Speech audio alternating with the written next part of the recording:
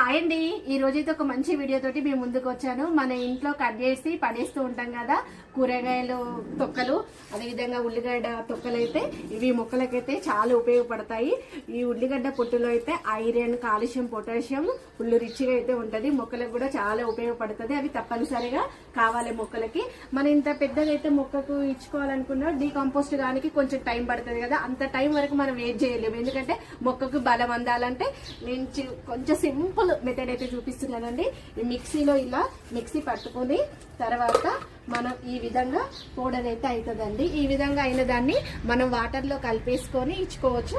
లేకపోతే మొక్క చుట్టూ ఇక్కడ చూస్తున్నారు కదా, ఈ విధంగా ఇక్కడ ఇది ఉంది కదా, ఇట్లా తవ్వేసుకొని ఒక్క దగ్గర ఇలా ఇచ్చుకొని మట్టి కప్పేసుకున్నాం అనుకో, ఇంకా ఈ మొక్కకి పొటాషియం, కాల్షియం, ఐరన్ అనేది రిచ్గా అందుతుందండి.